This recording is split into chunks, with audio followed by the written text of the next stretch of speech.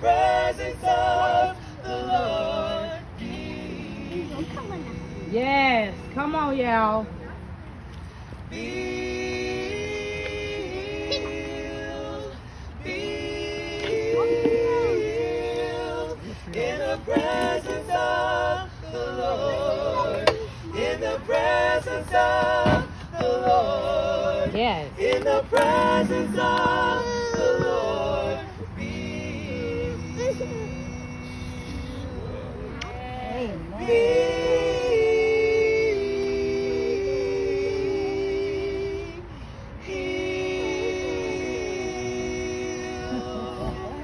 Yeah.